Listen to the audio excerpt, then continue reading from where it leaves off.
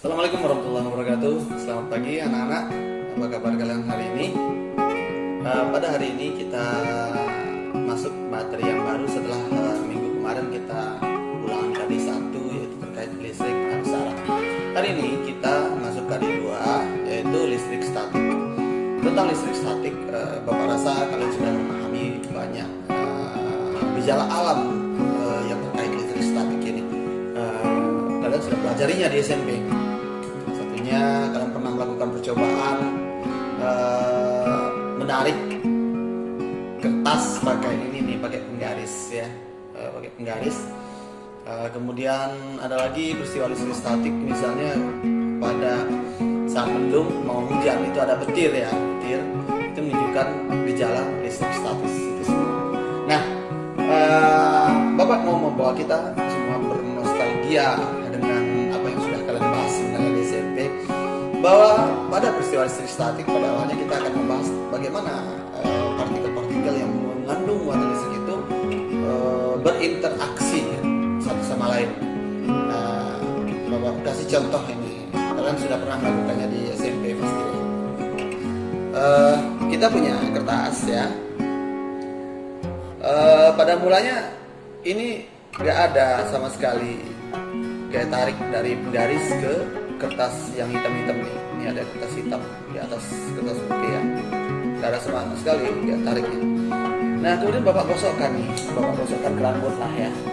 Rambut ini bisa lihat semua ya. Nih. Nah sekarang kalian perhatikan itu. Nah ketarik kan, kertas yang hitam itu ditarik. Nah inilah bentuk interaksi yang mungkin terjadi pada peristiwa elektrostatik. Jadi dengan penggaris ini digosok-gosokkan, peristiwa gosokkan itu akan nanti terjadi pemberian muatan kepada penggaris ini. Sekaligus ini juga muatan listrik, maka dia nanti jadi berinteraksi. Dan kita akan membahas bagaimana cara menghitung gaya interaksi antara benda-benda bermuatan. Oke, baiklah anak. Kita akan membahas sekarang bagaimana benda-benda bermuatan itu saling berinteraksi. Bagaimana cara kita menggambar vektornya, bagaimana cara kita menggambar arah gaya interaksinya. Maka ini tergantung jenis muatannya. Nah, di SMP kita udah belajar sebenarnya tentang gaya Coulomb, dan di modul juga udah Bapak jelaskan itu tentang gaya Coulomb. Kita langsung ke rumusnya saja, bahwa gaya interaksi antara partikel bermuatan itu adalah Q1 Q2 per R kuadrat. Jadi sebanding dengan perkalian masanya berbanding terbalik dengan kuadrat jaraknya. Nah sekarang permasalahannya adalah bagaimana kita menggambar arah gaya apabila dua buah benda bermuatan sama atau berbeda itu berinteraksi. Misalnya kita punya muatan positif dan muatan negatif. Nah maka interaksi kedua gaya ini karena berbeda tanda, dia akan saling tarik menarik. Maka kalau seandainya ini muatan 1, kita misalkan ini muatan 2, maka ini kita tulis F12.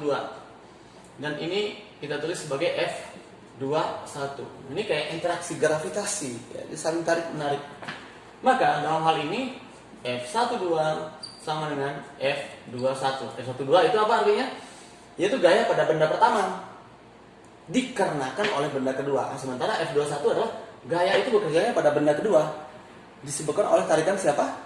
Benda pertama. Nah, begitu juga kalau seandainya nanti interaksinya negatif sama negatif, ini pasti tolak menolak, maka kita gambar F12 ke sana.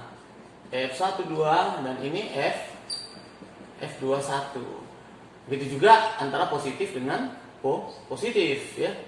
Maka F12 nolak ke sana. Saling menjauh ya. Ini dan ini F21. Dan ini semuanya ini adalah jarak ya, jarak. Nah seperti ini kita menggambar. Misalnya ya, kita punya beberapa muatan dalam sistem koordinat misalnya. Pada sumbu X aja lah, segaris, 3 muatan segaris, ada Q1, ada Q2, ada Q3. Oke. Kita pengen tahu kemana arah gaya yang dialami oleh Q2 misalnya. Kita misalkan ini muatan positif. Ini muatan positif dan ini muatan positif, sementara yang ini yang muatan negatif. Pertanyaannya, kemana arah gaya yang dialami oleh Q2? dan berapa besarnya. Nah, jadi Q2 ini pasti ditolak oleh Q1. Nah, kita fokus ke Q2 aja. Kita gambar gaya pada Q2. Wah, ini kita beri nama apa? F21. Gaya pada benda kedua karena ditolak benda satu. Karena benda satu itu sama-sama positif dengan benda kedua. Sementara benda kedua ini ditarik oleh Q3 karena Q3 ini kan negatif. Nah, ini kita gambar begini nih. Ini F31. Nah, ternyata vektornya searah. Dia ditarik oleh benda ini F23 ya. F23. Nah, dia ditarik oleh gaya oleh benda ketiga dan ditolak oleh benda pertama sehingga arahnya sama-sama ke sini. Maka F resultannya pada apa? Pada benda kedua itu adalah F21 ditambah F23.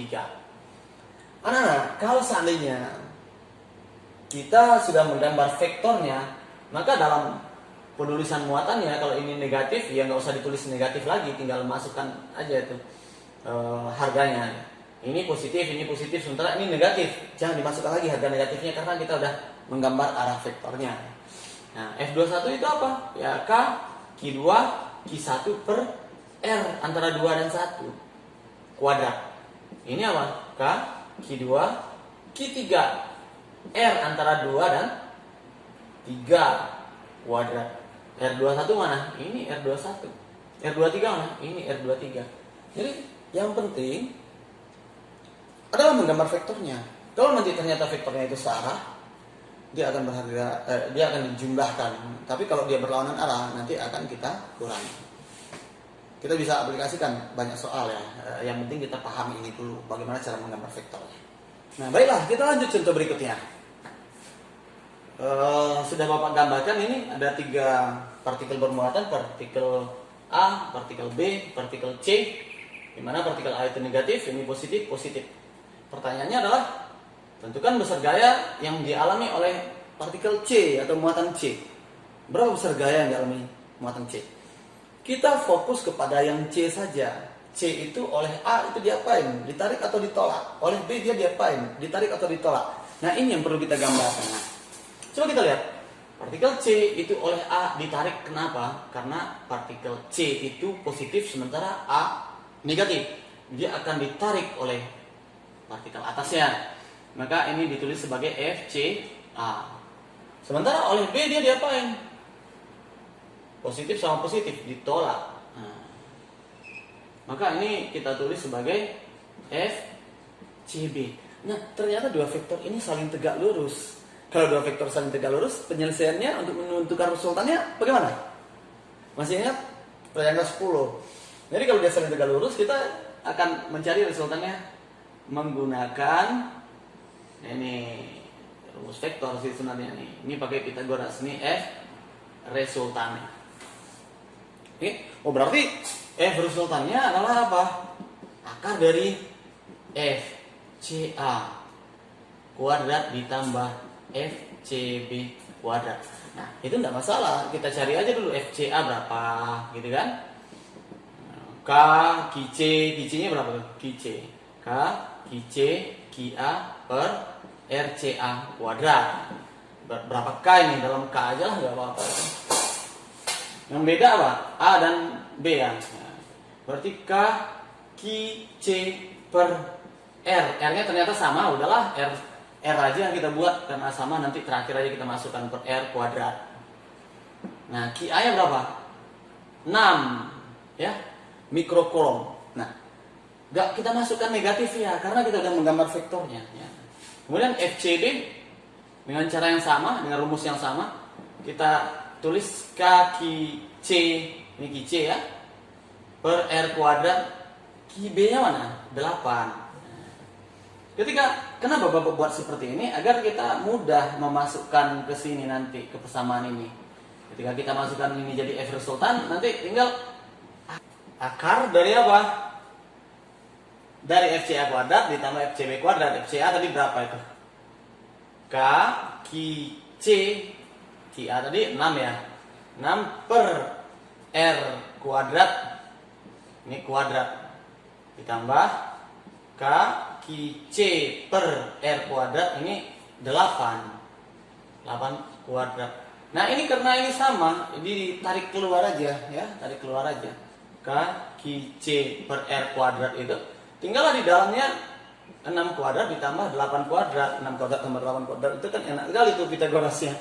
10 ya, 10 Pitagoras dari 6 dan 8 itu kan 10. Maka jadinya kaki C dibagi R kuadrat dikali 10.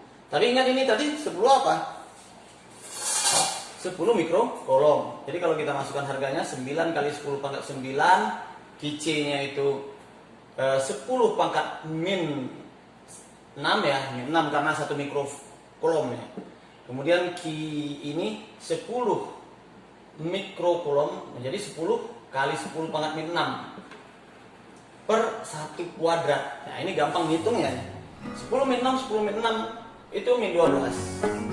Min 12 sama 9 min 3. Min 3 sama 1 min 2. 9 kali 10 min 2. Oke. 9 kali 10 pangkat min 2. Nah begitulah kira-kira kita menyelesaikan permasalahan gaya kolom. Yang paling penting bagi kita adalah menentukan arahnya ketika kita menganalisis interaksi dari beberapa muatan. Maka yang paling penting adalah menentukan arah gaya yang berjalan pada suatu benda yang kita amati. Kalau tadi yang kita amati adalah C, Gambarkanlah gaya-gaya yang berjalan pada C ini. Nanti tinggal kita ketahui aja apakah dia searah atau berlawanan arah atau membentuk sudut tertentu atau tegak lurus.